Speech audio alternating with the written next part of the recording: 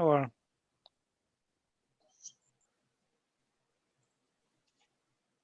You are muted, Jean-Michel. Nicolò will join, but being Italian, he will join at 16, 17. Yeah, 18. of course. Yeah. So let's, relax, right? Richtig. Yeah.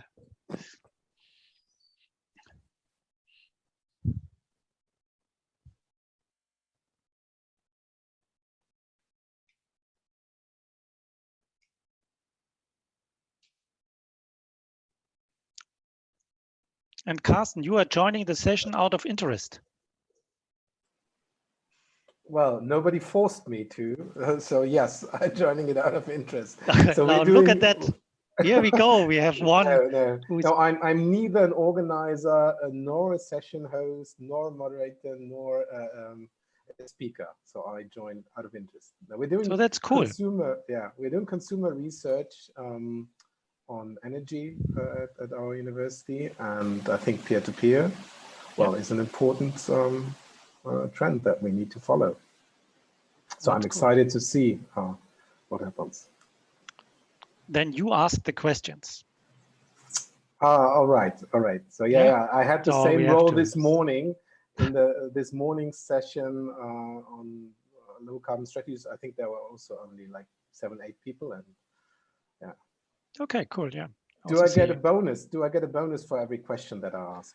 Well, you can ask me, and I delegate it to Marie. Yeah.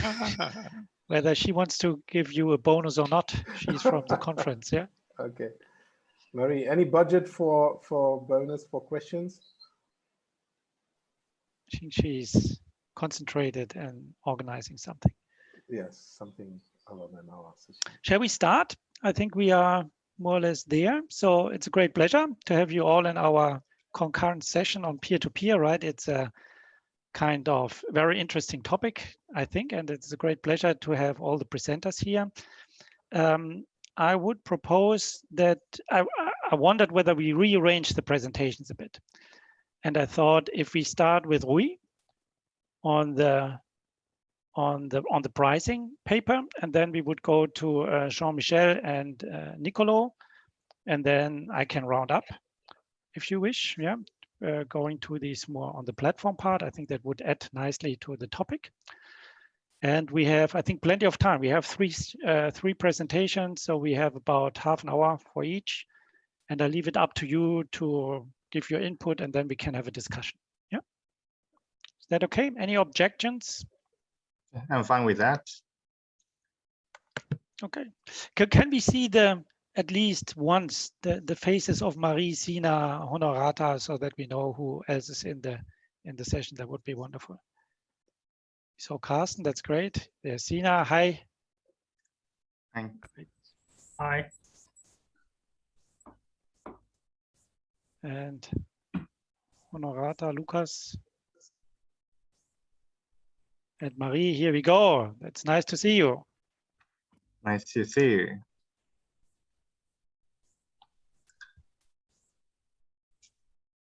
And that's very nice, because if you see the faces, you are much more motivated. Yeah, and you can see the eyebrow rising when you do something wrong, and that's very important. So, but drive safely. Yeah. So, and then I would hand over to Rui. Yeah. So if you could say a few words about yourself, the motivation, and then to the presentation.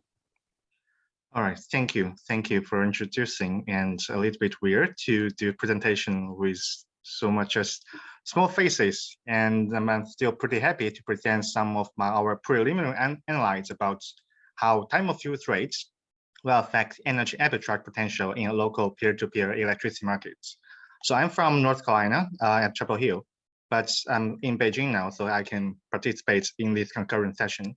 And as two of my other co-authors are representing in the UK, and another also in North Carolina, Chapel Hill, United States.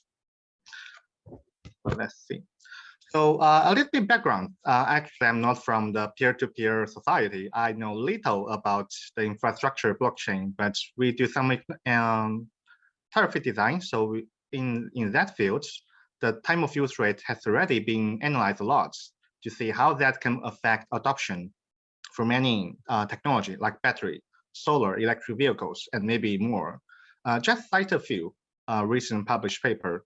And this one, they use empirical analysis. So they have data from Salt River project in United States.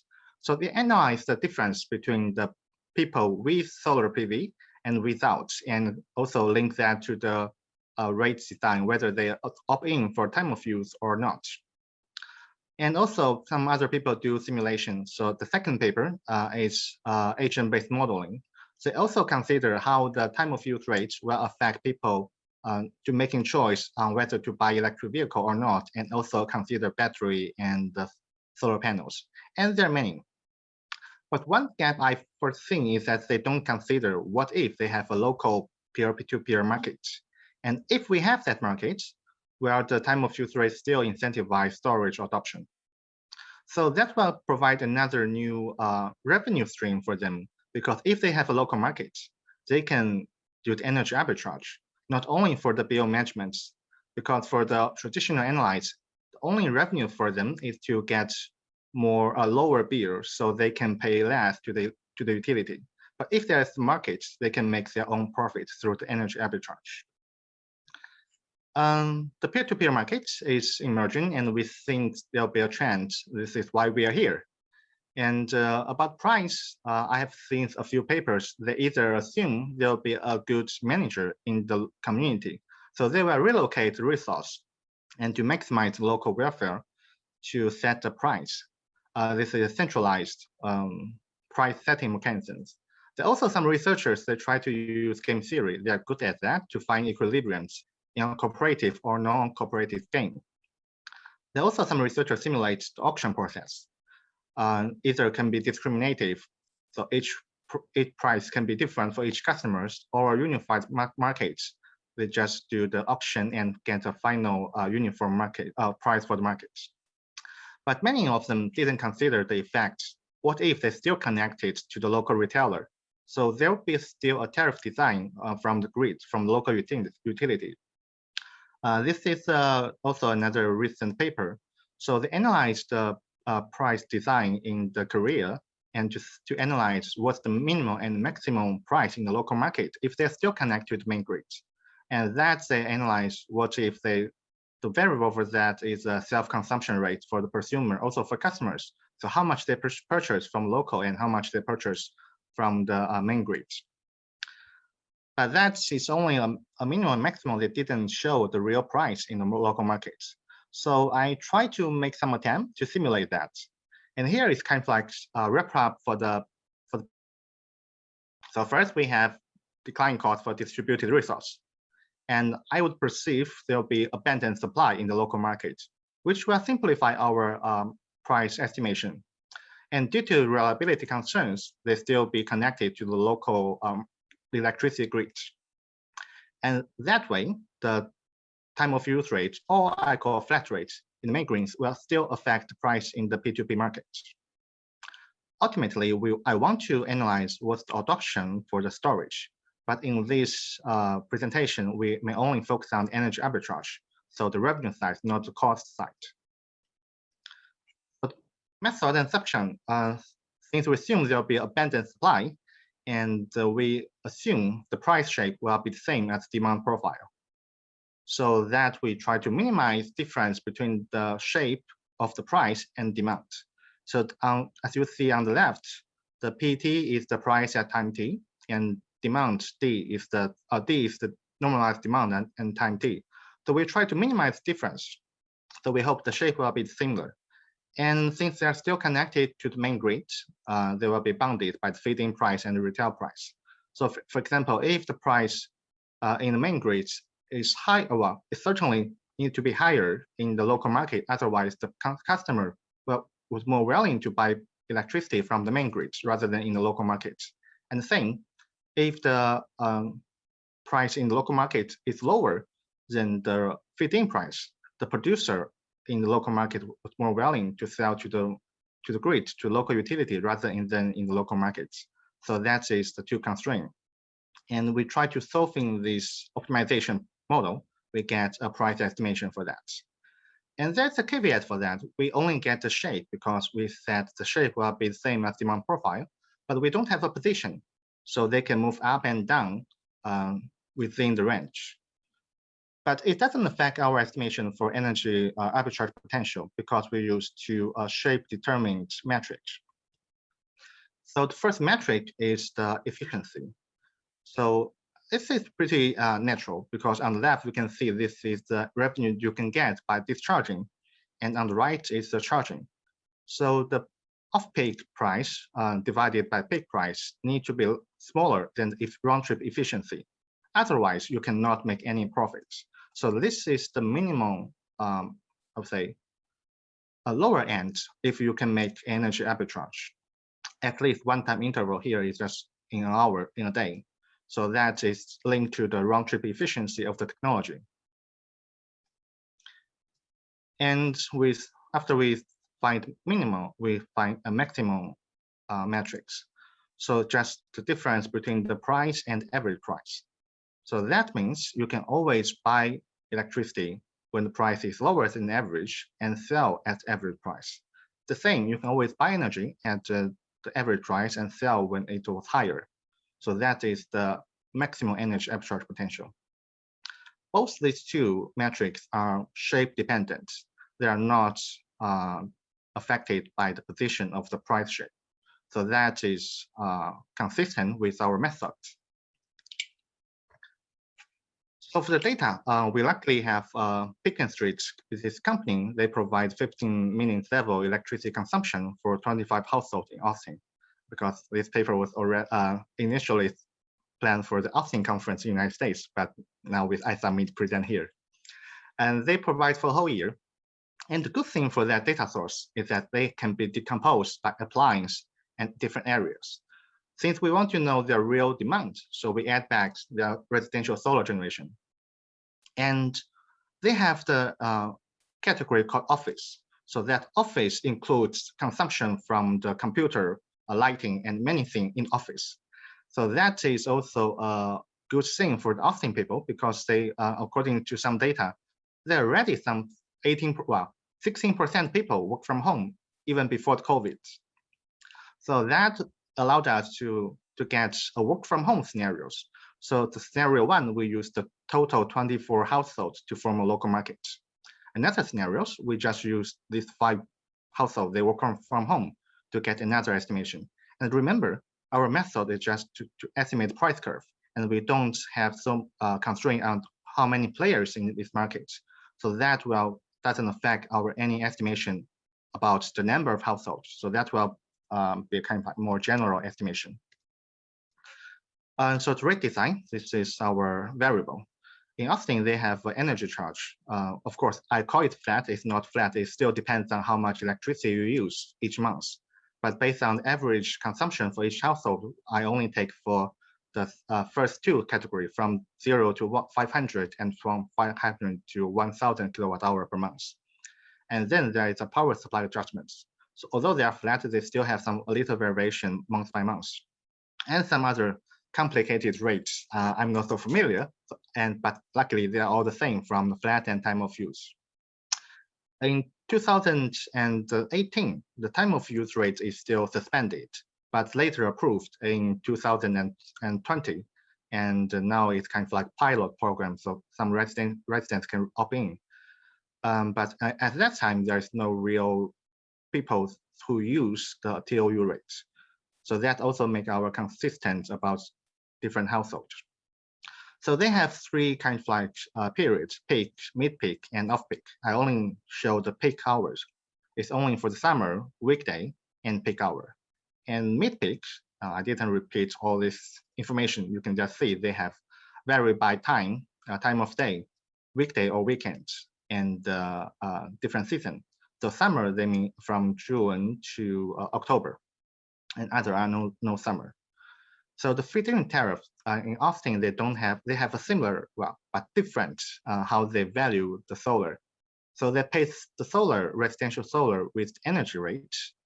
They have a value of energy and a value of environment, and final value for transmission. But in our analysis, because the value of transmission is the avoided transmission cost.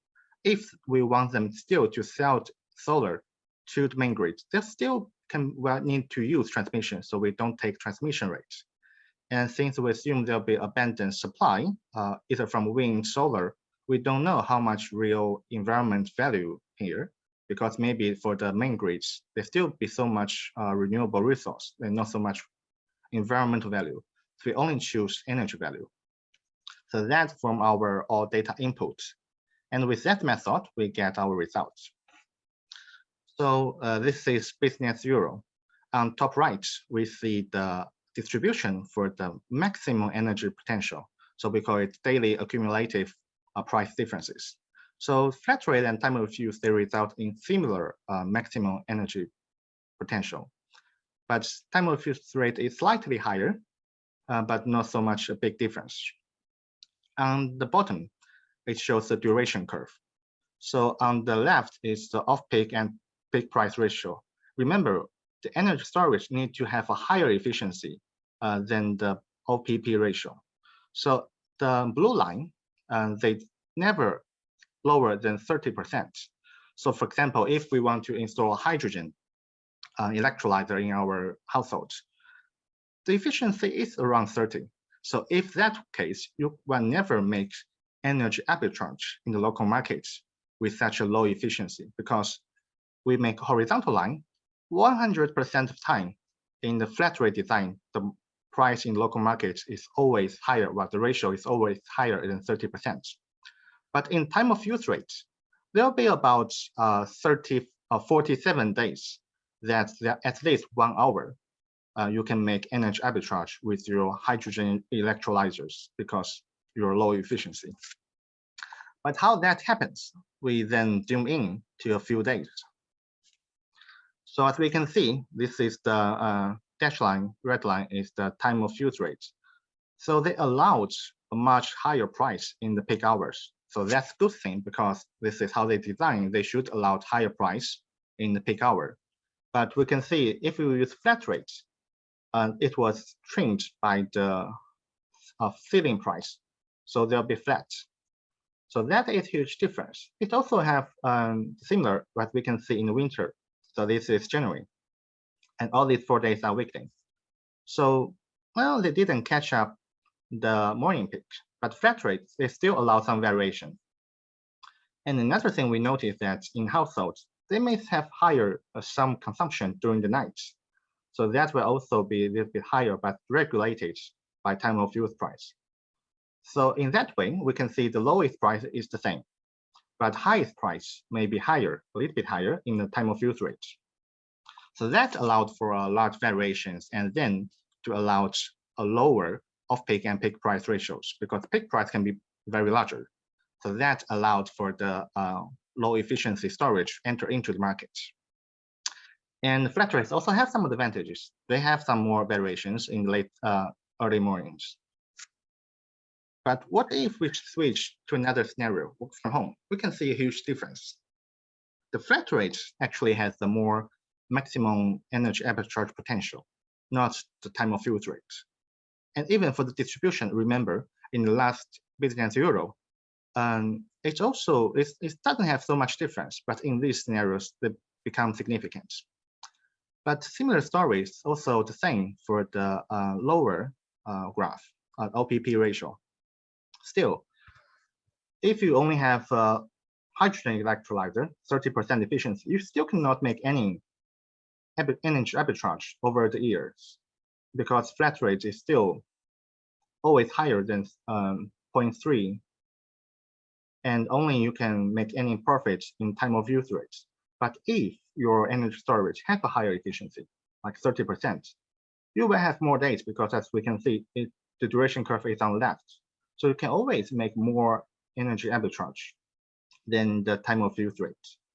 So that is a little bit different. But how that happened? We also choose the same thing and see how the price change. That is interesting, because we see that the price in the demand in day, especially in spring and summer, is higher. That is understandable. If you work from home, your consumption certainly needs to be higher, because you need to work. But another thing we need notice that the night light, people seems to work late when you work from home. So if you, I guess we are now in the post-COVID times. At least for me, I always work late and get up late. So we can see some of the peak price happen during the night. That is not perceived or captured by time of use rate. They still assume the high rate still should be in the afternoon, but actually in winter and autumn, the peak demand happen in the late night. So in that way, the TOU rate doesn't allow for a high price to capture the real peak price, but only but the flat rate, although may not also be trimmed, but show a more higher price for that and more variation. So that explains why we still have a more total energy arbitrage potential in the flat rate design. So that we get a few conclusions. First, TOU rate still increase option in the BAU scenarios, but flat rate may be preferred in work from home because for some high efficiency storage technology, because they have a larger upper bound energy arbitrage potential. And the TOU rate allowed for low efficiency storage technology to seize at least one energy arbitrage opportunities. But that may change if we just to adjust for the flat rates. And because we can see that was bounded by the ceiling price and flooring price for the peak and off-peak ratio. And in the work from home scenarios, we find that TOU rate doesn't match the demand pattern if we work during the late night. So that means we may need a new TOU design to reflect the peak and off-peak hours. And there will be more future investigation because I initially want to analyze adoption, but here I only analyze energy arbitrage. So we still need to link the cost of storage technology and efficiency and many other aspects. And also, this model will not include price response. So the energy potential is not, well, certainly affected by the behavior for the storage, and price will change. Similarly, it's another electric vehicle. It's not only the energy storage, but also a demand.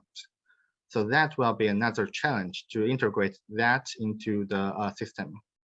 And flexible demand, that certainly will change demand profile and challenge the method because it was flexible because it will respond to the price change. And we assume the price is the same as demand, so that we cannot solve the problem to integrate this category of technology. Another thing is equity, because when people analyze how TOU rates affect adoption, they find that underrepresented communities like elderly people, poor community, are not enjoying the same benefits. But whether it will change if we have a P2P market, and that may also affect some of our equity questions. All right, thank you. Maybe a little bit short. Yeah, but happy to answer any questions. Thank you very much, Rui, for this great presentation and the insights. So I would give the floor to the people who want to ask questions, please.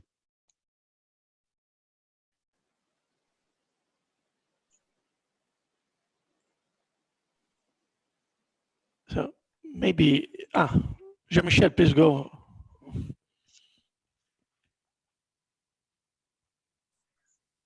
Carsten did ask the floor before me. Okay. Okay, thanks. So my question goes towards connecting these strategies by the suppliers with the reality in the States. You, as far as I remember, you said you did that in the States. So the question is, which strategies are concerning flat rate, time of use, and other schemes do energy providers in the States follow these days? And so I only talk with a few times with regulators, and they just try to relieve the pressure from the main grid, the wholesale market, not only for residential. So try to make them more responsible, more sensitive to the price, and then to relieve some pressure when more inflexible demands in industrial and commercial. So that is also more profitable. So that is one incentive why they try to use the time of use rates. But also some regulators also try to use that to incentivize for the adoption for solar and storage, well, mainly for solar in some areas in the United States. But I didn't see so much. Well, I only have limited exposure to with the regulators. Okay, thank you. Yeah, thank you. Jean-Michel, do you want to go next? Yeah, before asking a question, I would like to say that I appreciated the research, and Rui not only is providing a piece of research, but he also knows how he could complement, change it, adapt it, etc. So you deserve applause for sure. But also you are showing that it's pretty sophisticated to know what to do. And what kind of prosumer can be so sophisticated? Do you think that it will be made by the prosumer or a third party, let's say a light asset company, will create an offer and we adapt the offer to the changes? And then I am closer to Christoph Burger. How to build a sustainable business model in such changing circumstances? Yeah, good questions. Originally, we perceive our customers, if we sell this algorithm, is the company who will make trade in this local market, because that is similar to how we get the price forward curve. So with similar method, because we don't know who will supply and who will do any actions. So that will try to provide also a price forward curve in the local markets. And that can design more related products to do that. But there is certainly not a clear business model to make a profit. So this is why I just only limited to the energy arbitrage potential, not other service, because in the local market, we may still need for some regulations, spinning reserve, and maybe for some transaction settlement, because some maybe the electricity does have a different transaction rate with the, like let's say, blockchains. So that is also happened in some wholesale markets, some unsettled bills or the energy. So that may also provide another opportunities to enter into the market. So I agree, this is so complicated, and this is why we need to push forward to our knowledge and try to do more attempt to analyze the price, the business model, and different players' behavior. But based on this research, it doesn't consider any response from the consumer or a customer or even the regulators. It's just a pretty ideal situations. What if the price is the same as demand? Actually, it never will be the same as demand. But as for the first player to initiate this market, I would say consumer certainly can be an option. But also we need to also consider the normal customers. They want to get a cheaper price. They want to share with some benefits from the solar PV or solar roof installed in other households.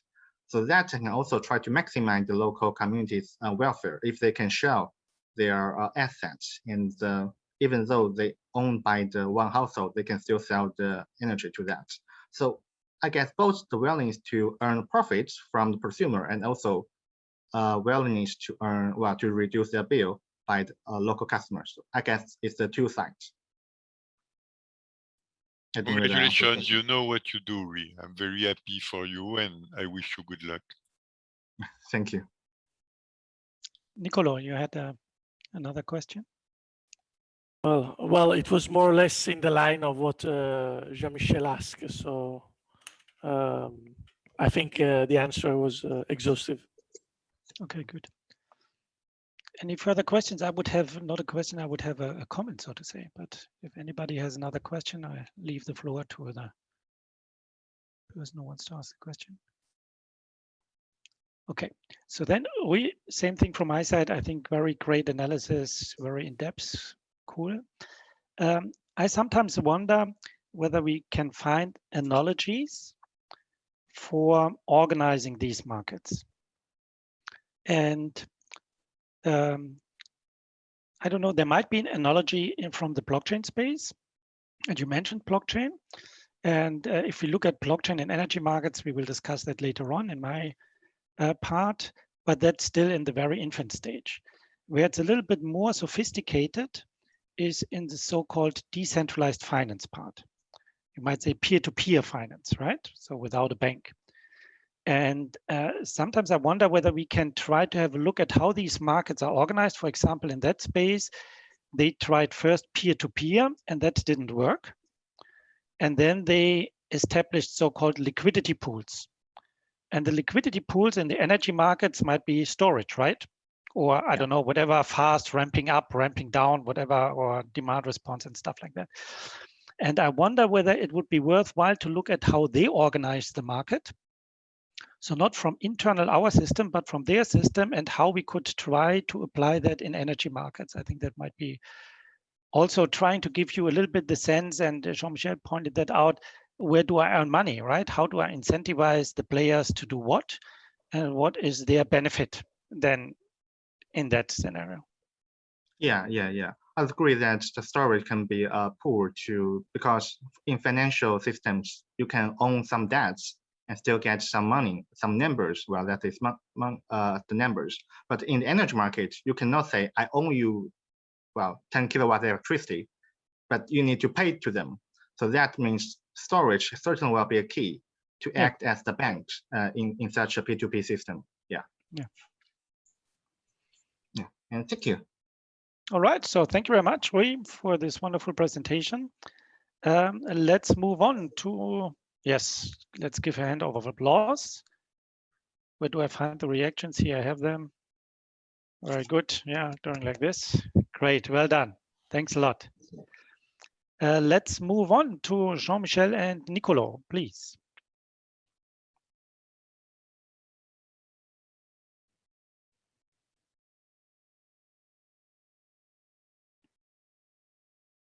Okay, perfect. Thank you very much,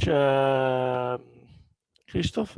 And I will present also on behalf of Jean-Michel a recent working paper that we wrote recently, a new world for electricity transactions, peer-to-peer and peer-to-X.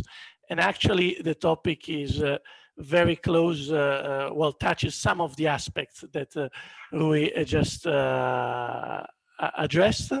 This is the short summary of the presentation and the items that I will try to touch.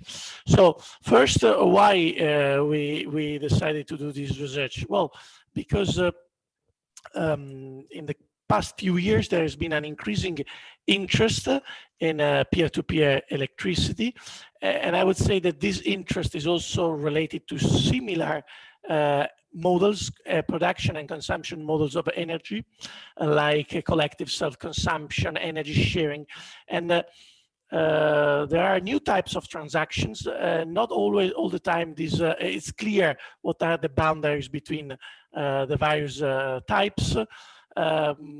We were invited to join a global observatory in the context of the International Energy Agency and led by University College London. And so we look at the topic and we really realized that so many new types of transactions were there, and they were different from those that we were used to in electricity. Probably it's quite obvious, but it is important to remember that peers, in a sense of small non-professional actors, used to play a very limited role in electricity markets. They were considered as passive recipients of energy flows, and I would say passive payers of energy bills.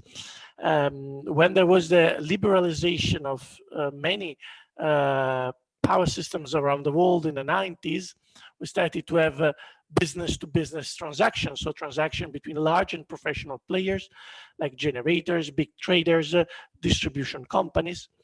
Later, we had also a business-to-consumer transaction where the consumer is the buyer, so we had the opening of retail markets, normally very much regulated and with limited freedom for new arrangements, new types of transactions. However, this traditional setting of electricity markets has been changing, and there are various drivers behind it. The deployment of distributed energy resources behind the meter is one of them. We know that since maybe 10 or 15 years, a growing number of families, of businesses, small businesses, they deploy distributed generation. Some of them started to deploy also distributed storage, and we have more and more loads that can be controlled.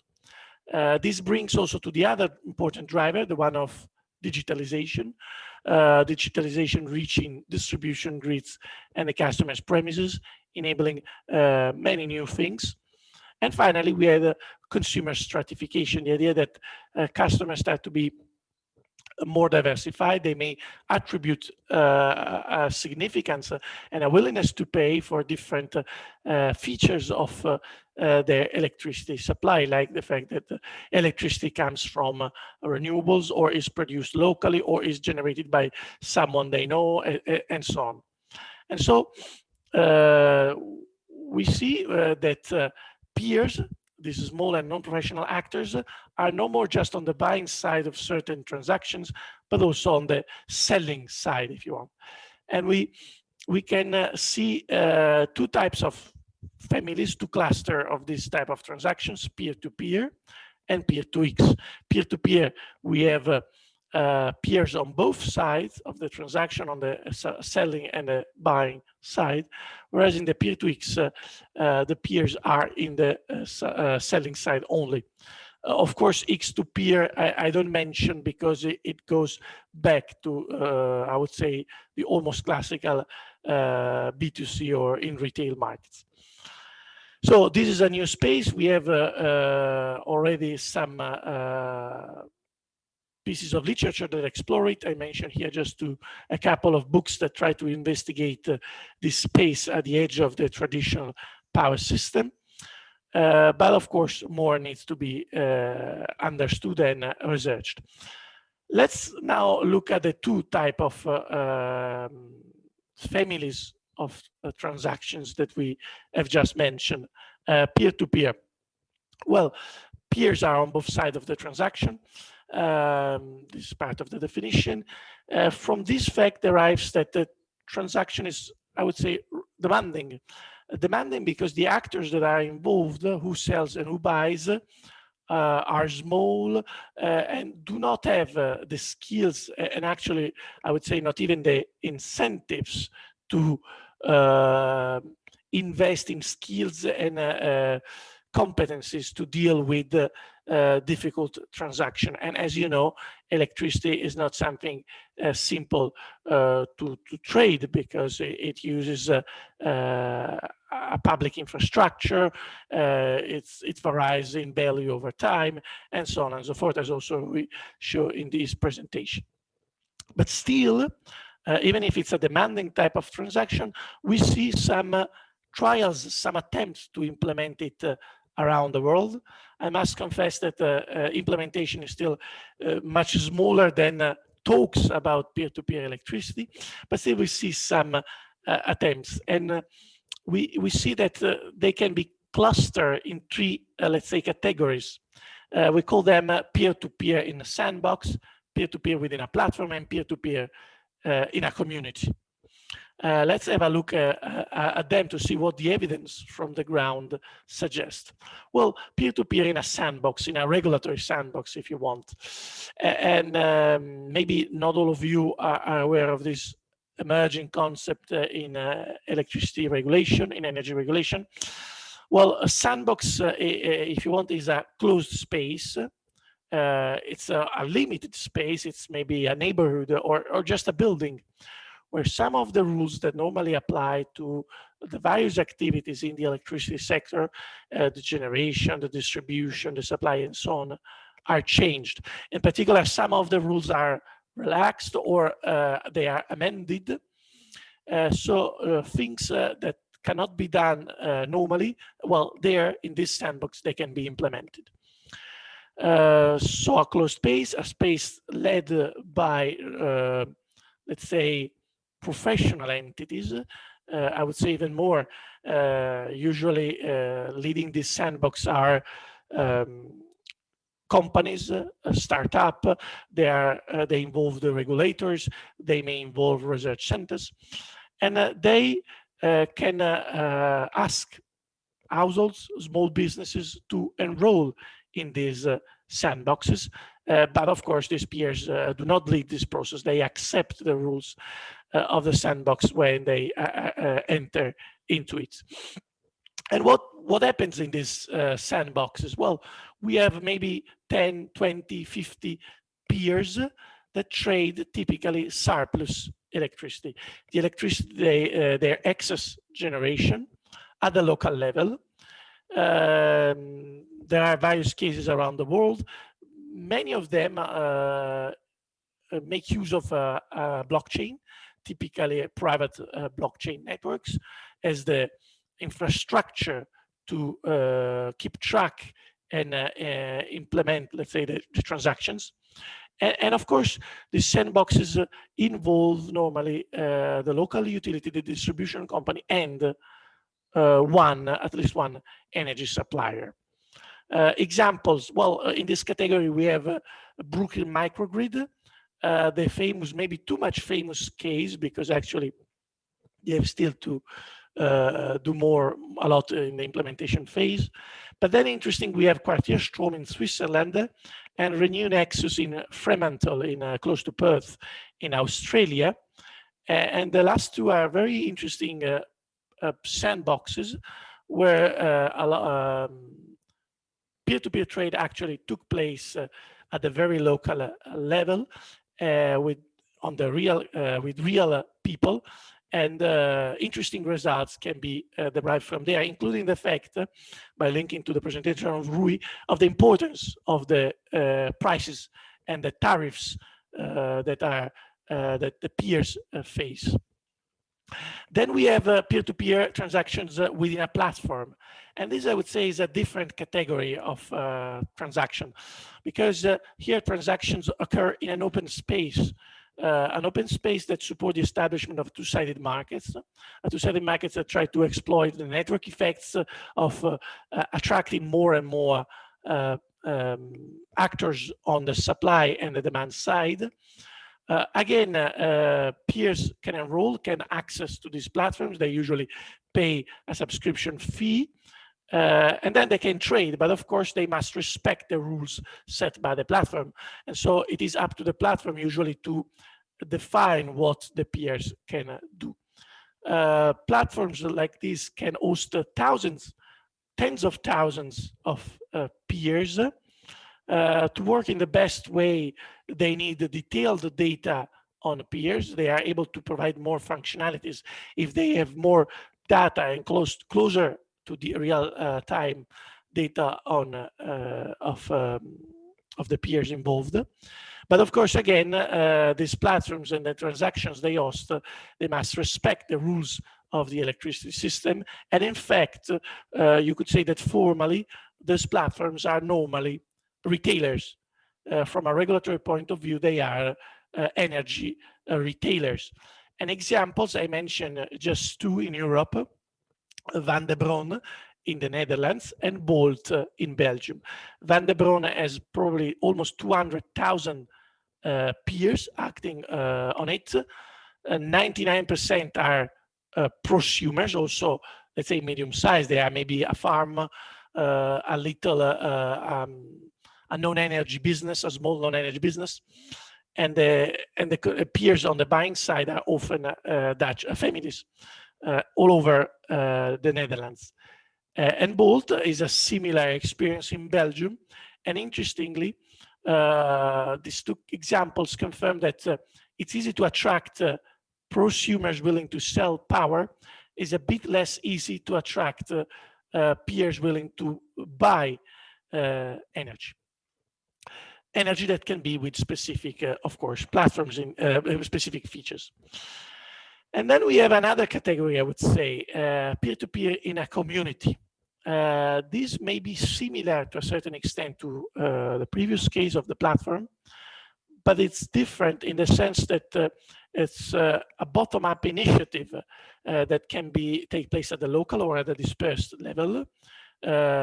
Peers decide to join this initiative, this community, to expand what they can do, to have new relations with other peers, to trade directly with them, to get independent from the other actors operating in the electricity space. Communities, therefore, have a larger size than peers, than individual peers. They can do more, but of course, still they are often relatively small. So they still need, in many cases, the help, the support of specialized agents, which can also be other communities. And they can do many things. Two examples that I would like to present here are Partage Elec is an initiative led by a municipality and a group of small businesses in Brittany, in France, and they implemented a collective self-consumption. And then we have the Beehive project, which is a community initiative in Australia, close to Newcastle. And there, again, there is a community retailer involving families and small businesses in order to establish a peer-to-peer scheme to make use of a community storage. And they rely on the support of a software company, Enosi, actually providing the blockchain infrastructure to track and deal with transactions. Then let me allow me to talk quickly also about the peer-to-X transactions, the other cluster of transactions that we are so emerging. In this case, peers are only on the supply side. They offer, let's say, the services of their distributed energy resources. And by there, I mean the distributed energy resources located at their premises. They can be the owner of these resources. Maybe they are only those that have access to them, but they do not strictly own them in a legal sense. The other side of the transaction is represented by some professional actor, which can be a traditional electricity markets player, like an energy retailer. It can be some new actors like aggregators. Some of these new type of transactions are well established, others are emerging only recently. We list them here three plus one, because, but these are, let's say, the three we gave more attention. And just to mention to you, what do they mean? So peer-to-X, peer-to-system via feed-in tariff. This is maybe not a novelty. Actually, it's not a novelty. We have, it's already a well-established reality in countries like in Europe, and it's very peer-friendly. You have the household, you have the small business installing the distributed generation assets, and then it gets feed-in tariff, it gets a support scheme, and it can inject any surplus electricity into the grid and be paid for it, a fixed rate, usually for 20 years or so on. He doesn't care about the offtake and the marketing of electricity. A professional entity, it can be a TSO, it can be a public authority, and so on, take responsibility of collecting the energy and marketing it on wholesale markets. This is a very peer-friendly type of transaction, and indeed it supported the deployment of millions of solar rooftop PV around the world, and the emergence of millions of prosumers. Of course, with the phase out of renewable support measures, well, these peers will have sooner or later to look for new type of arrangements and new type of revenue streams to replace this very easy and friendly source of revenues for them. And then peer-to-grid via aggregators or local flexibility grids. Well, this is a type of transaction emerging because there is an increasing value attached to flexibility, because thanks to digitalization, we can control smaller scale assets, and we can try to reinject in at the wholesale level what the retail level can produce.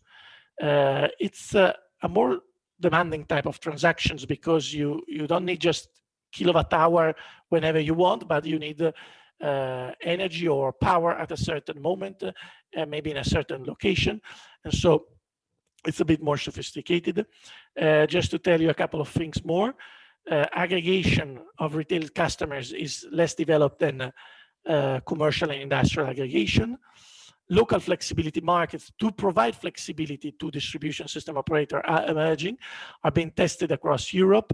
They often involve software companies that partner with distribution operators to create the marketplaces where peers can offer directly or indirectly their resources to the grid to deal with the congestions or with balancing.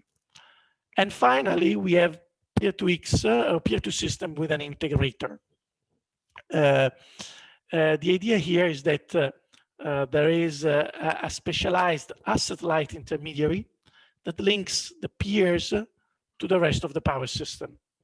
And this integrator takes responsibility, takes control of the various assets on the generation and the supply side, also storage located behind the meter of its own customers, and not only monitor these assets, but manage them in an integrated way in order to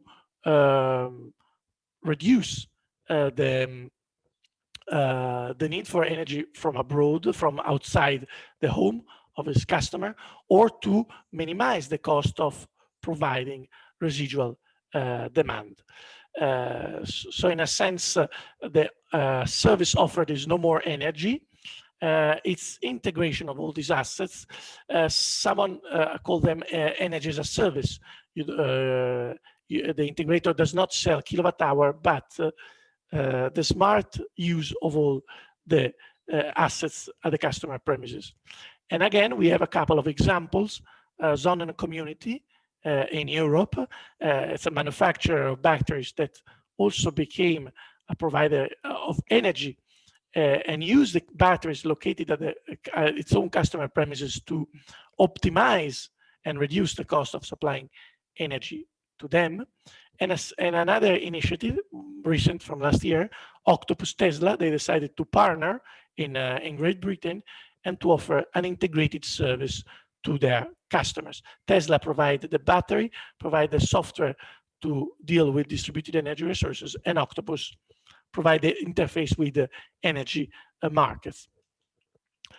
Well, what does these, and so I will go to the end, these examples of new transactions, these categories of new transactions, what do they tell us?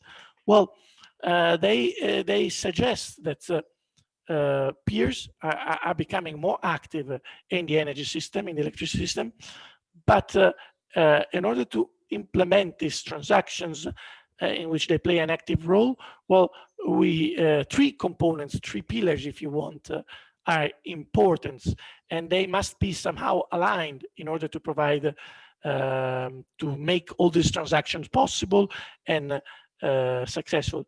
We need a transaction loop to deal with transaction costs, because since the quantities traded are small, the cost of identifying the counterpart to flag the characteristics of what you want to buy or to sell, the cost of settling the transaction and so on is very significant. And then we need an infrastructure to minimize those costs.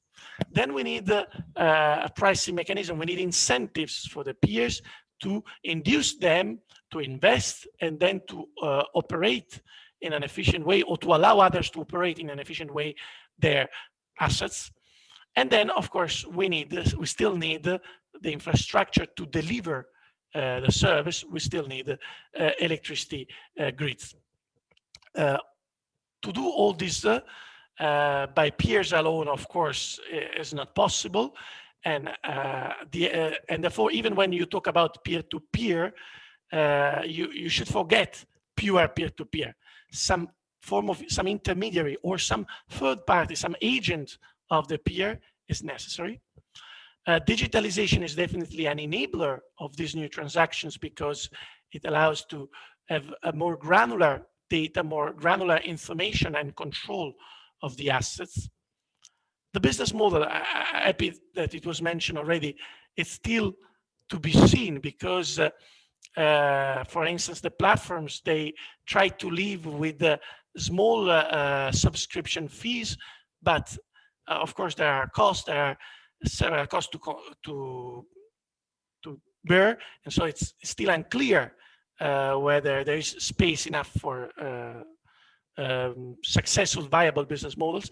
Maybe the penetration of electric vehicles and the electrification of other end users can support this business model, because in that case, the amount of electricity that are needed by peers or produced by peers become larger. And finally, the importance of regulation of electricity supply and networks. In many cases, except when this transaction take place in microgrids or totally behind the meter, well, there is the use of the public infrastructure. And you know that public infrastructure is highly regulated. DSO, they face specific incentive schemes provided by their regulators. Energy customers have a series of rights and duties decided by regulators, including grid tariffs. And of course, this can hinder, in certain cases, the emergence of this type of transactions. They can totally block them. So more research must be done in this area, and probably we can say more by disentangling, by referring to these three components, and by addressing each of them, probably we can find better what are the barriers or the possible additional enablers of peer-to-peer and peer-to-X transactions. And with this, I think I have exhausted my time. Thank you very much. I have to unmute. Thank you very much, Nicolò, for this wonderful presentation and the taxonomy of the peer-to-peer business models. Yes, let's give a hand of applause. So here virtually, Thank you. Way. I have one question already in the chat, so let me read that out and then we can go on. Or Rui, it's from you, so simply ask yourself. I think that's much more personal than I read. It's fine, yeah, you can read. Okay, so Rui is asking, any examples in developing worlds, for example, where places do not have reliable electricity access in large retailers? The lack of electricity access may also be a driver for peer-to-peer market. Yes, I would say that in the developing worlds, so most of the transactions of this type that we observed, most of the cases are in liberalized electricity markets, typically in industrialized countries, so Europe, Australia, North America, Singapore. But there are also some attempts in, let's say, emerging economies, like in Colombia. There is a sandbox there in Medellin, organized by the university, the local university. We have trials also in Thailand, in Bangkok.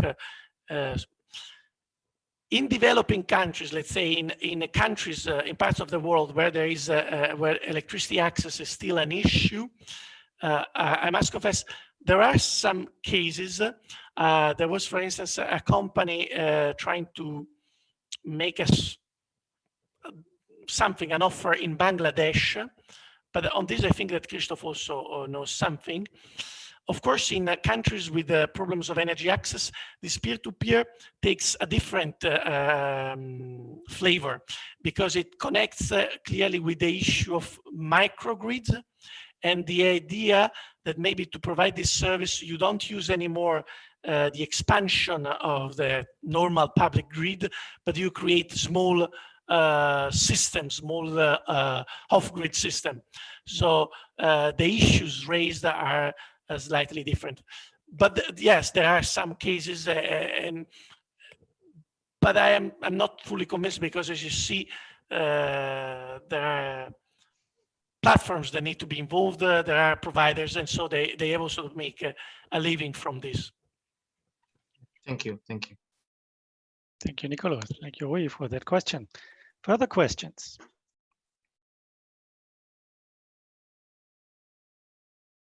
Carsten, here we go. You earn your bonus points, right? Yes, I do. So first of all, thanks a lot, Nicolò, for the very interesting overview. On one of your last slides, you mentioned 3 factors, so the delivery loop, pricing, and so on. So there might be another interesting factor from a social science perspective. So which relationship do the peers form? I think there was some explorative interview study in Germany, in Mannheim, where people expressed that they did not feel very comfortable when trading with their neighbors, because that is a totally different relationship. So I don't know, you meet up with your neighbors, you meet them every day in the street, you go for a drink or something, and suddenly you're in a commercial relationship with them. And I'm not sure if all peers would be happy with having this type of relationship. So maybe it's worthwhile examining this also from a social science perspective. You are right.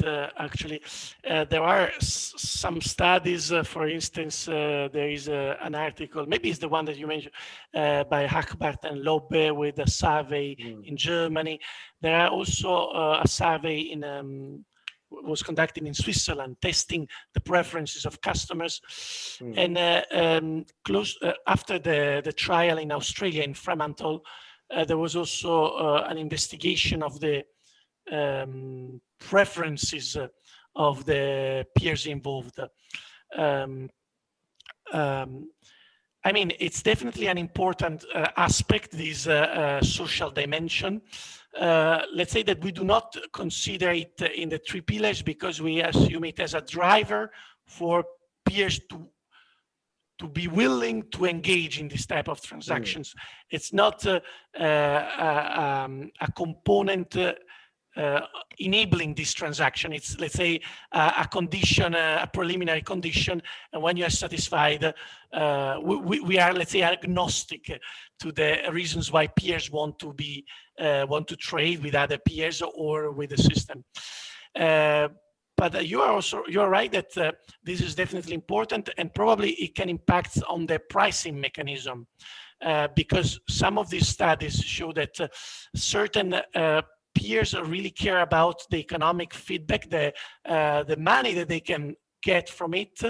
Others, let's say, do not care much. They do it for pleasure. Of course, it cannot cost much, but if they lose a few euro, doesn't matter. And they do more because they want to interact with other peers. Probably there are other peers that don't want to have anything to do with the neighbors, and so they will not choose to enter into this in these schemes. But definitely the social dimension is important.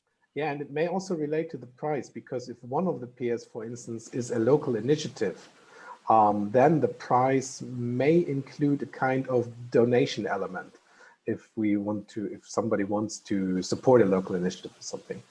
Yes, this is a good point. Actually, I remember Professor Shipworth of London once told me, why you always say trading? It can be donation. Indeed, we can have, let's say, energy sharing, and interesting these pilot projects, because you see some of these ideas, some of these elements in the studies of sandboxes.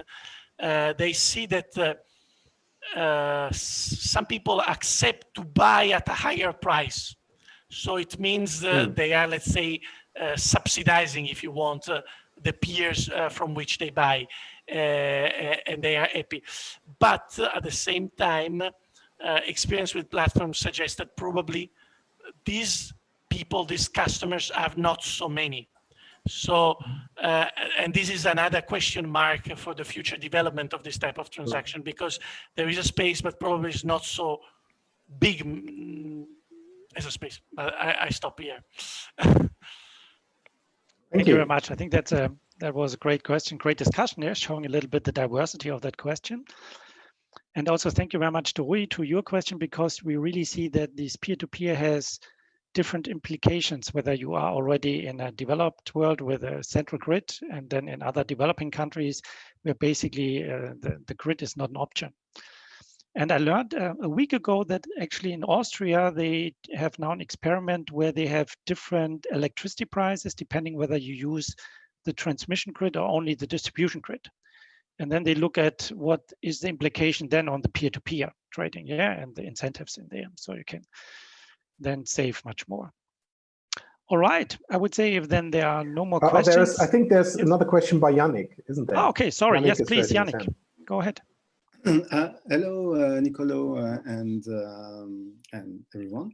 I have made a review for a paper 4 days ago, and I put the reference of the paper in the chat by Anna Gorbacheva from University College London, and she's working on a peer-to-peer trading energy in Colombia, in which you have a very nice study covering basically what you say, with an industrial user that has a large PV system, poor people that install PV panels on their rooftop, and rich people in the very nice buildings that of course cannot have PV installations because the building is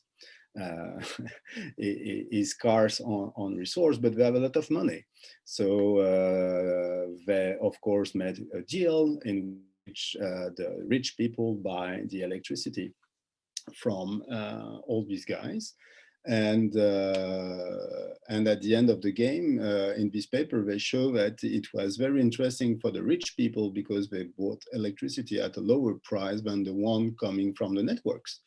And it was a very nice way to have green energy and to bypass high prices set by a regulatory design that makes the rich pay for the poor. I think this type of project could be a very nice add on your reference list to see a combination both in Colombia, but raises roughly the same questions all around the place, which is if you allow trading between people, then they go against the regulatory scheme, and they of course bypass the regulatory scheme, and regulators are usually unhappy with peer-to-peer because people trade behind their rules and regulations. And I would say that peer-to-peer is normally done by pirates to do things that it's not regulatory okay. Just have a look on music and peer-to-peer, videos and peer-to-peer. At the end of the game, you created Netflix, which is far from being compatible with the cinematographic industry. So just a couple of thoughts about the fact that you are probably too nice with the debate on the peer-to-peer and regulatory. It's not something that goes together very easily because the motivation of these guys is not to be in line with regulation, but to break regulations and to create a new world. And of course, all regulations are from the old industries with old technologies. And they are, let's say, put under pressure by these pirates. I think that is a very nice summary, actually, of the current state, right? We have these pirates challenging the existing system. Nevertheless, we all now watch Netflix videos. So the question is, what will be the Netflix in the energy markets, right? And that might be a nice lead over to the presentation that I do on behalf of Jens and myself. So we looked at blockchain applications in the energy sector, right? And this is now getting even more pirates-like, yeah, if you want to say so, Yannick. And a little bit an assessment beyond the hype, right? We all know that blockchain was hyped in 2018, and then it nearly vanished, and people said already now it's gone, and now it's starting up again. And what we tried to do is try to look at the role of these blockchain applications in the energy sector and what might be business models behind. So what did we do? We did quantitative global survey among professionals in the energy sector. And that is a little bit renewal of the survey we did already in 2016, only in Germany. Now here it's done worldwide. And secondly, we looked at on qualitative interviews because we wanted to dig a little bit deeper. Let me put that a little bit smaller. With providers on what or how do business models then differ between single providers and consortia. So basically we looked at the applications, then we looked at providers and in two industries. One was the energy industry and one was the finance industry, fintech, because they were a little bit leading edge. And when we looked at the applications, we found that there is a different focus of the solution. Sometimes it's a single app. That's a little bit what Nicolò also pointed out, for example, peer-to-peer transactions. And sometimes there is multiple apps. This going a little bit to your notion, Nicolò, and Jean-Michel, of the platform part, right? And then secondly, we looked it up and then we found different setups of organizations. Sometimes it was a single provider and sometimes it was a consortia, right? And here we had in-depth interviews of those 5 players. And actually that was not so easy to find because the applications were not so much already in reality. So both for the finance part at those times as well as for the energy part.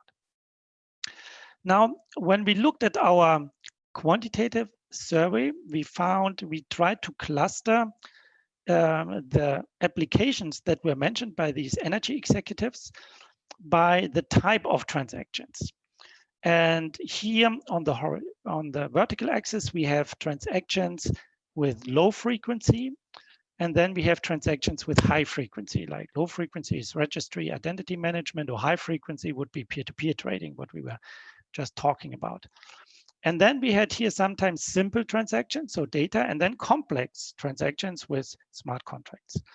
And when we analyzed what kind of blockchain solution is used, we found that basically for these low frequency transactions, it's public blockchains used, yeah, because then you put it, for example, on the Ethereum blockchain for proof of origin or asset ownership, so that everybody is aware of the data on these specific aspects. Whereas if you look at, and I think we discussed that a little bit, like peer-to-peer trading, local energy markets, decentralized, we found that basically in that applications, the providers use permissioned blockchains or then hybrid blockchains in a way that they put the high frequency on a permissioned and then the rest of the data then on public blockchains. Now, when we look at now, and we wanted to look at platforms, or we look at the platforms, yes, and then basically what we found is, and taking a step back, Nicolò, you mentioned our book where we basically tried to distinguish between 3 different energy systems. We call it Energiewende 1.0, 2.0, 3.0. So the 1.0 is, Yannick, what you mentioned, that it's grid-based connected, the world that we know. And then we have these renewables, wind or solar. And with that, sometimes partially autonomous models develop. We call that Energiewende 2.0, where they're still connected to the old world, you might say, to the grid-based. And then we have Energiewende 3.0, fully autonomous Rio. It's a little bit like what you mentioned, like in developing countries where you basically don't have a grid. So therefore you have fully autonomous local solutions. But the platform models are already there, right? So we know them. So for example, in our current world, Energiewende 1.0, we have that these are the power exchanges. So wholesale markets, EEX, or here in the US, PGM. Then in the Energiewende 2.0, and you also mentioned that, we basically find these different models of aggregators like Next or SimPower. And you also mentioned that the other one, platform models that we found, is demand response. So instead of producing, we simply try to reduce demand. And we have here Intelios, Restore, OwnConnect as some examples. And again, at 3.0, when it's fully autonomous, or when you say it's much now going on peer-to-peer trading platforms, so the players become smaller and smaller, we find more and more these microgrids, and we find more and more these blockchain-based solutions. I would argue in a way because blockchain solutions have the aspiration that they can lower the transaction costs, yeah, versus our current models. So therefore, if you want to connect smaller parts, it seems a little bit like this is the technology to be used. And then we looked a little bit more on how these platforms in the blockchain space develop and what kind of different aspects or different ways of these platform models we can distinguish. Now, first, who is working on these blockchain-based transaction platforms? And we find sometimes these startups, and Nicolò, you mentioned, like Brooklyn Microgrid, or then in Australia, it's Power Ledger, but also here in Europe, it's Enerchain, like Michael Mertz, who tries to set up a wholesale platform based on a blockchain. In that case, it's a permissioned, it's tendermint. So these are startup companies, you might say. But on the same side, you see the big players like IBM and SAP, they try to develop transaction platforms, develop as blockchain as a service provider. And you nicely mentioned that even if we have peer-to-peer, there is a third party involved. Yeah, so it's not self-organizing. So we have here IBM and SAP, the big IT companies, or Wipro and others. But we also have here some startups like Electron. This is Jojo Hubbard from London, who is also trying to develop these platforms as a service provider. Yeah, so we have transaction platforms, and transactions platform meaning a single transaction, like be it wholesale or be it proof of origin. So we have one transaction, and we try to solve that with a blockchain platform. Now, what we found is that the aim why they try to do that is they want to go beyond commoditization, right? So in the past, we had a fungible commodity, so the kilowatt hour in large chunks, and that was sold. Now, with these transaction platforms, what we try to do is we try to add attributes, like, for example, is it green, or is it local, or what you just said, is it the neighbor, and do I want to buy from the neighbor, or do I not want to buy from the neighbor? So we try to uncommoditize this kilowatt hour. Now, what are regulatory hurdles when we try to do that? And this is from our survey, and they said basically there are 3 regulatory hurdles. One is regulatory complexity. And that is basically, even in the case right now in Germany, when you want to trade peer-to-peer, then you as a peer, you would need to fulfill the regulations of a multilateral trading facility. So therefore, you need to give in some equity if you can't comply to your promise that you deliver kilowatt hours. And that gets so costly that each of us would probably say, then forget about it. We are not able to do that. So regulatory complexity. In order to get those in, right? The peers, the small scale. The second one is on market acceptance, so multi-homing. So even now, if you would have a peer-to-peer platform, for example, you need to get traction. You need to get liquidity on those markets. And you need to get, like in LinkedIn or other network-based businesses, a lot of followers and a lot of players to make the network promising and profitable. And last but not least, there is technical complexity. And when we looked at the interviews, what they said, basically, you try to use the blockchain as little as possible, right? Because when you put it on the blockchain, it's very secure because you have this distributed ledger technology. On the other one side, it's very time consuming because it takes time. And with that, it takes a lot of energy to be produced. So you try, whatever you try, the peer-to-peer, you try to have that on a much more scaling level, whereas then whenever the data is used and must be applicable for everybody, you try to reduce that to the max. Now, what we can observe is that basically when the players start with these transaction platforms, they in a way end up with so-called innovation platforms. So you start with one application, be that proof of origin or be that flexibility markets.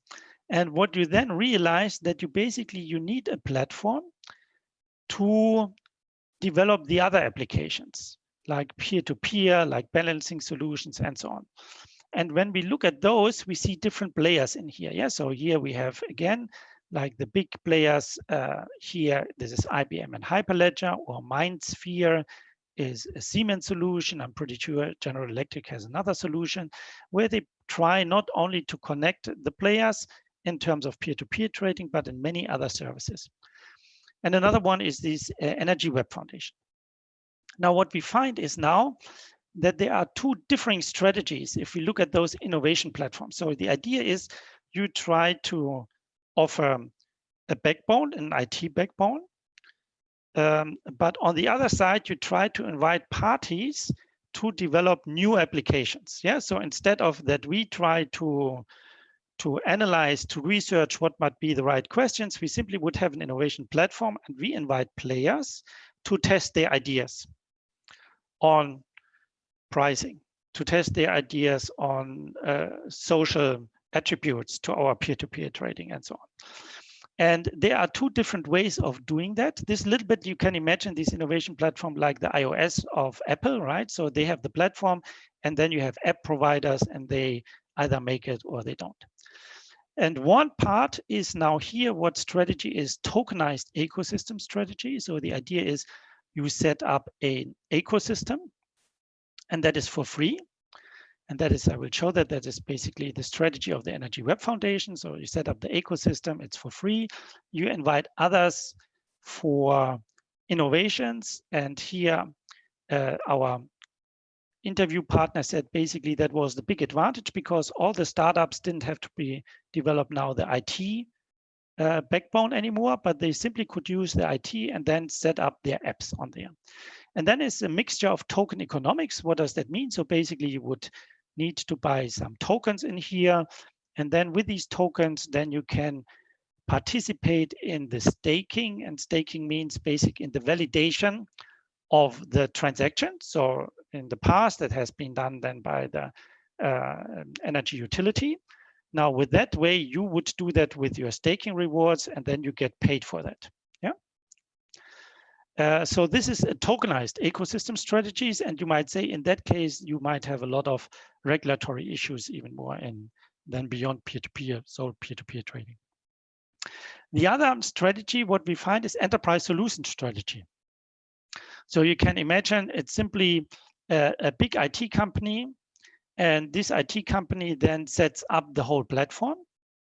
And as in our current platforms, basically you might pay a subscription fee, and then you get consulting or architectural services where the IT companies then bills you.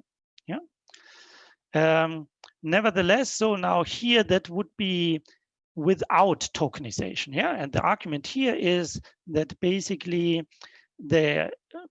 most of the time these companies, these IT big companies, don't see an IT department in the companies that wants to have blockchain, nor the CFO wants to have a token on the balance sheet. So that was the argument at those days.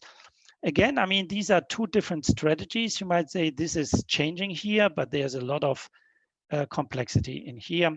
This is changing in here, while you see Elon Musk buying Bitcoin, or the CFO from MicroStrategy also buying Bitcoin. So there's a little bit the pirates start arguing here on challenging the system. Now here is an example of this tokenized ecosystem strategy. This is the Energy Web Foundation, and you can see here this is a global foundation from Rocky Mountain Institute and Grid Singularity. And here you can see that they invite more or less everybody to innovate on their platform to build their application. So we have venture capitalists, we have blockchain members, we have IT companies, we have blockchain and energy companies, and we have utility companies. So the idea is to set up a platform and to enhance innovation. So you would say going away from competition spirit to invitation spirit. Let's have a group of companies, of people trying to develop that ecosystems and new platforms and try to solve the regulatory issues. So Interesting what we found, again, these two completely different strategies. So one not using tokenization, but with the current business model, current platform business model, and one with these tokenization business model. Now, when we look at open questions on platform war, we called it war in energy markets of these different players, we identified four main issues. One is the internal governance mechanism of these platforms, yeah? And that is that operator-based, like you might say in this enterprise solution, or is that consortia-based? But we also could have a consortia-based in the enterprise solution. The second one is, if we have tokenization, how do we use the tokenization? So sometimes it's called that it's empowerment. So the peers are involved in that. They hold tokens, so they feel empowered. The second one is innovation, because you're invited for apps, but it's also on the control. And the control of the tokenization is not only internal with the tokenization, but it's also on regulatory. Yeah, so what kind of tokens are allowed? How do you have to pay taxes? What is that used for? The third question is privacy. If we put that on the blockchain, we know that this is immutable. So whatever is done on that platform is visible then for the public, might be not privately visible, but with a public key. And therefore the question is, how do you organize the information sharing on public and private networks? What do you keep within a private layer and what do you put on the public layer? And then a fourth question, and that is also a little bit leading to Yannick with his pirates and challenging the system, and then with Netflix now coming in the streaming industry, but also other big players now trying to challenge Netflix. So we might see, right now we see initial diversity, right? And most of these blockchain-based platforms are still in a sandbox stage. What we will see, we assume that we get scattered dominant platforms depending on solutions, depending on regional implications. And we might argue that going a little bit further, we might see geographical niches where we have players then developing in Australia, then other players developing in Colombia, then players developing in the European, depending also on the regulatory context that these players face in their competitive landscape or in their market. And with that, I would like to stop and hand back to you, and I'm happy to go for the Q&A session.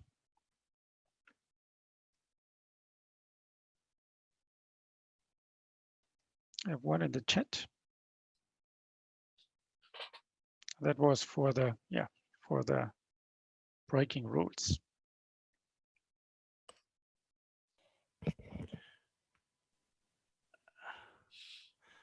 I think that some people raised the hands, Christoph. Yeah, I couldn't see that. Where yes, you can see the hand. So I'll give the hand to Jean-Michel. Jean-Michel, yeah, go ahead, please.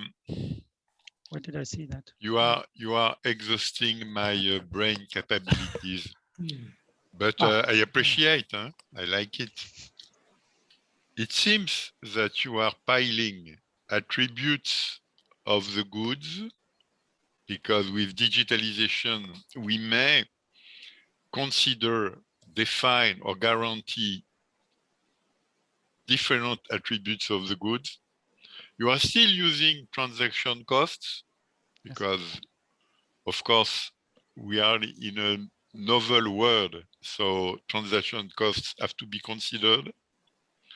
You are adding business models, because innovators have to make money, or innovators have to build things they can sell because there is money to make. But you are adding two totally new things regarding electricity, traditional electricity. You are adding innovation strategies, yes, that I'm not familiar with, but I know that you know them, and alternative ecosystem. Yeah, it's really complex. I agree. Yeah. So how do you Could you re-explain how are you able to combine 5 dimensions, 2 being very new and attractive, but difficult to understand, to master? Yeah, to master a little bit. So yeah, I think when we thought that through, that is a step-by-step learning, right? By analyzing these cases. And I mean, you started nicely with your peer-to-peer taxonomy, right? And when we look at the blockchain solutions on your peer-to-peer, you find that basically each player tries one peer-to-peer solution. Yeah. And then basically, for example, if you look at then IBM, SAP, or Electron, they do several projects. And what they find is basically with each project, then they have the same backbone. That would be your transaction platform, yeah. But they have then that slightly amended or further developed for flexibility markets, for proof of origin, for forecasting. So they add attributes. Yeah, it's like a little bit like you would have this iOS, yeah, and then you invite Nicolaus, Maria, and Yannick. Do you have an idea how we can use that for whatever kind of health or yeah? And so that's one part. And by that, basically what you would do, you would reduce the transaction cost, right? Because you have one backbone. So you don't have to set up 3 different IT systems. Yeah. So that's one part. The second part, and that is, let me try to thin slice. It's very difficult. Yeah. I know. The other part is now then for players to motivate, right? To motivate to be part of that. And in the past, you had a utility company basically clearing it, yeah, or the DSOs, and they earn money, yeah. Now you would have a platform, and you don't have the utility or the DSO. You have the people who buy the stakes. Now we talk about the tokenized model, right? To buy the stakes. And now there is this new technology. It's called proof of stake. So in order to validate the transaction, so that you sell your electricity, Nicolò, to Maria, yeah. So then you need computer power, and this computer power is legitimized by the stakes. So 50% of the stakes have to say yes, this is true, yeah.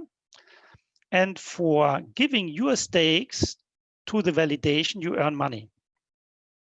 You see that in decentralized finance, for example, then you get, I don't know, 4% or 5% instead.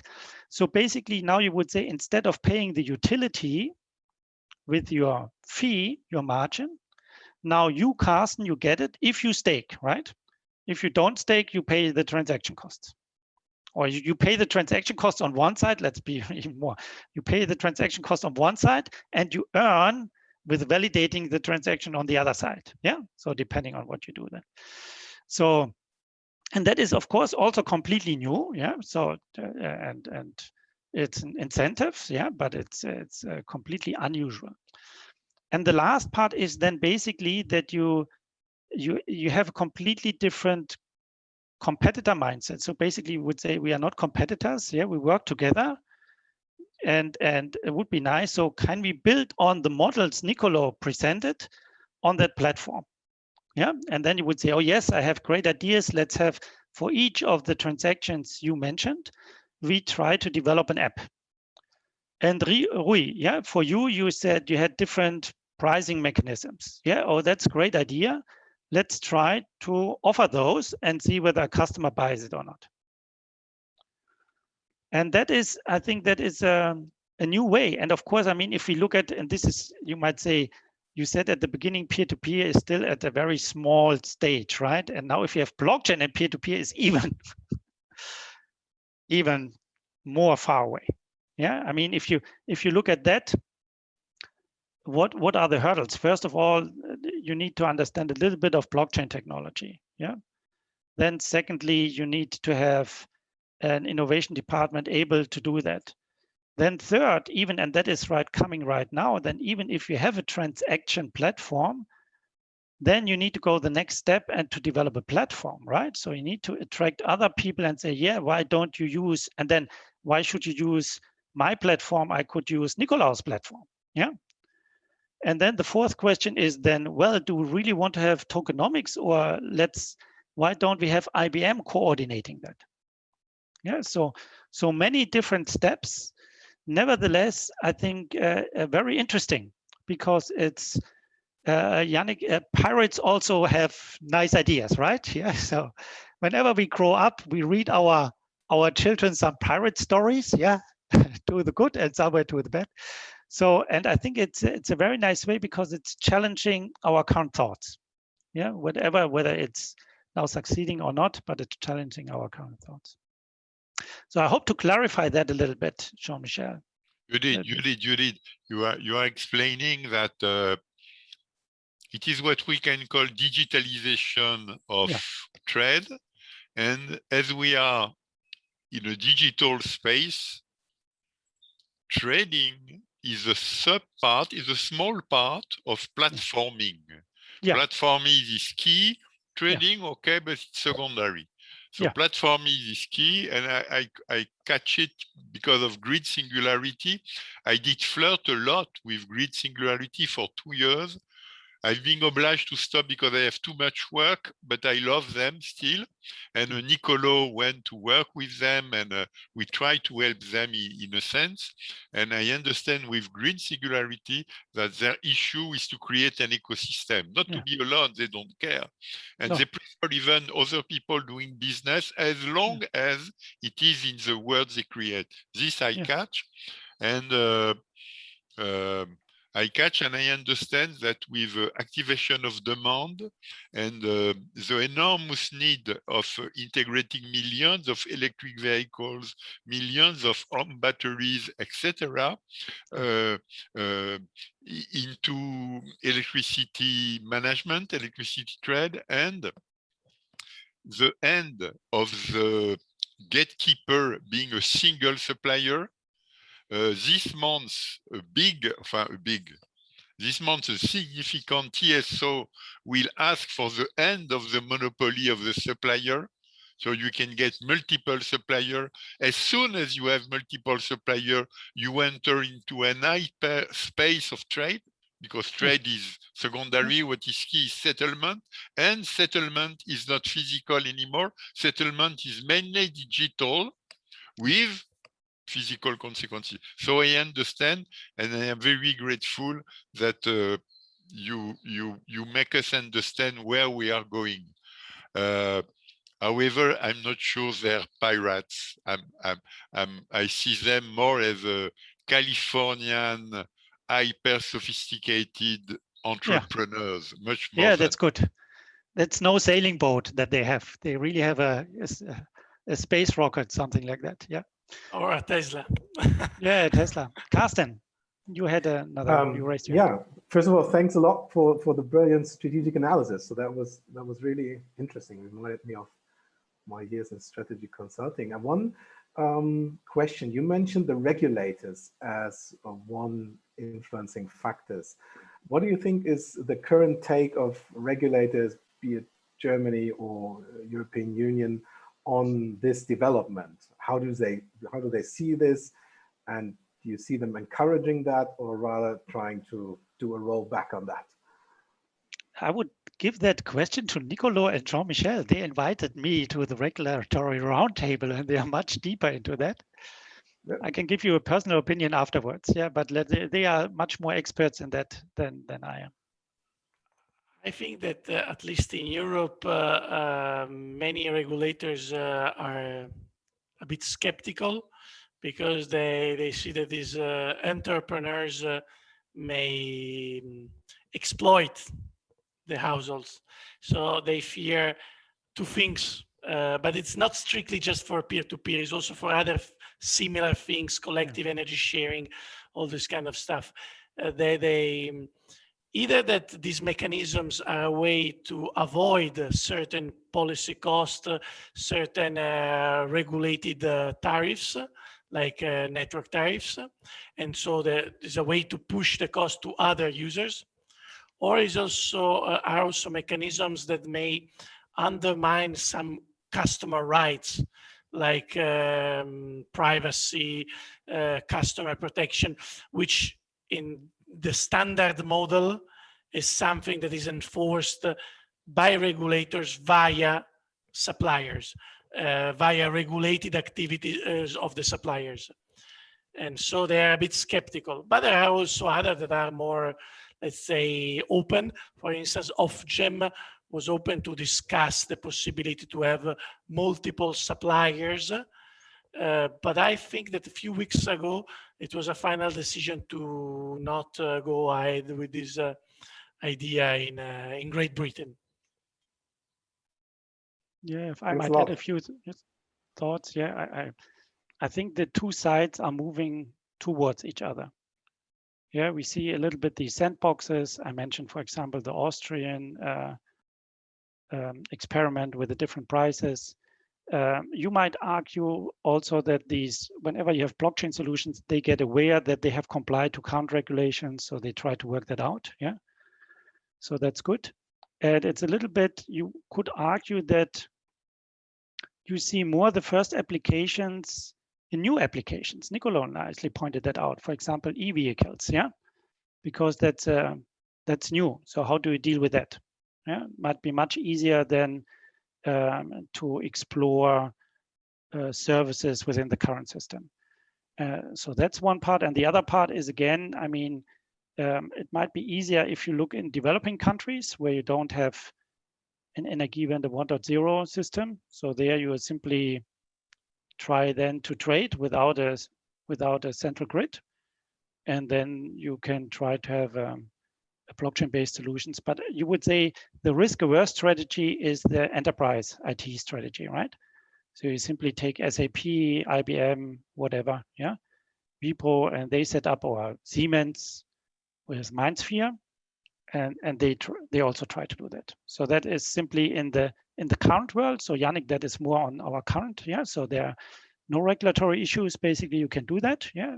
But then basically you have the same competitive structure. You pay for the same services. So basically you pay for the IT company, yeah. And in the tokenized model, basically you can be part of the solution. And that's a completely different mindset. Very new, very different, very uneasy potentially. Yeah. So we will see. I think it's interesting times, and interesting times is great for us researchers, right? Because then we can do a lot. Christoph, Yes. I really appreciate your presentation. It makes me think of a lot of new questions and new avenues, but I would like to bring my contribution to this session by giving you just a few words about electric vehicle aggregation, because I've been working on that since the last 10 years now. Mm-hmm. So we started with a research project, how to make it work. And now we go through the multiple stages.